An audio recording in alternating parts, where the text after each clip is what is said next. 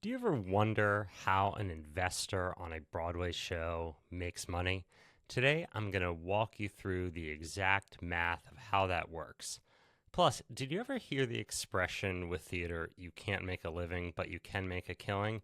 If you stick around to the end, I'm going to show you an example of just how that works. But first, let's dive into the basics of how an investor on a Broadway show makes money. Okay, I have my iPad up. Now let's say I have a Broadway show that costs $15 million to mount. And we've been playing for a long time now. Let's say we've been playing very successfully on Broadway for a year, maybe a little over a year. And we've earned back in weekly profit that entire $15 million plus $100,000. So in this scenario, the investors have been made whole on their initial investment. Now there's $100,000 in profit to distribute back to the investors and the producers. Here's the math on how that breaks down. So of that $100,000, I'm going to subtract out about 10% on most shows for what we're going to call torchbearer points. The torchbearer points are going to go to the producers, the authors, sometimes the director, people who have been involved with the project for a long time and have helped to bring it to life. So I'll subtract out those torchbearer points, and I'm going to come up with $90,000 in what we are going to call the adjusted net profits.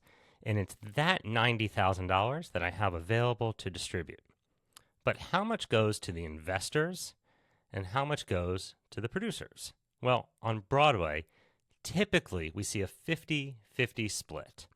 I actually kind of like this. It's very clean. So my producers are going to get 50%. This we'll call the producers. And the investors will also get 50%. Hope you guys are liking my handwriting. Which means my producers, or sometimes called the general partners or managing members of the entity that's formed to produce this Broadway show, are going to get paid $45,000. And my investing members, also sometimes called limited partners, are also going to get paid $45,000. But how much specifically will one investor get of that $45,000? Well, they're going to get a pro rata return based on what they invested relative to the entire capitalization of the project, which in this example, we're saying is $15 million. So let's say I have an investor who put in $150,000 over $15 million. And some dollar signs, which means this investor put in 1% of the capitalization. So this investor who put in $150,000, if there's $100,000 to return in total profits, in this example, this investor would get a $450 return. So again, in this example, they've received their entire $150,000 back, and now they're getting a profit distribution of $450. Now, this may not initially sound like a lot of money, but I want to show you how this might look over time. So let's say this same show is making $100,000 a week in profit, and over the course of a year, it has made in profit $52 million.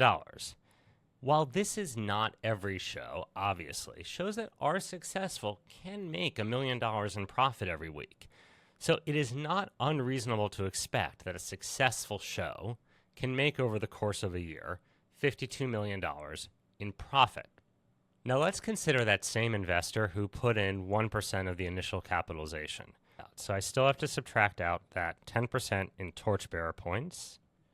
So I've got 5,200,000 we're going to subtract out, leaving me with $46,800,000 available to distribute. And of that, if you recall, we're going to send 50% to the producers and 50% to the investing members, or 23,400,000 over here and 23,400,000 over here.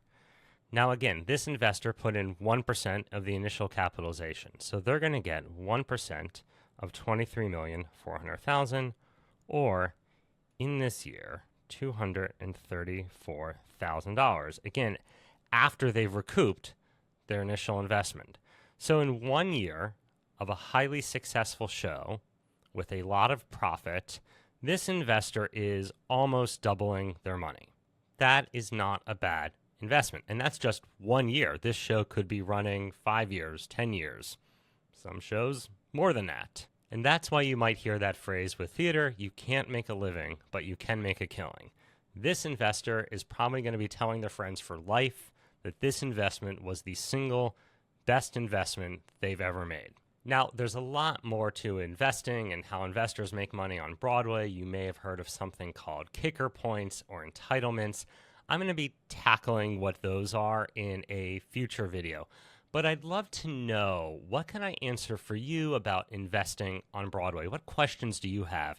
Please let me know in the comments below. I want to try to answer as many questions as possible in future videos.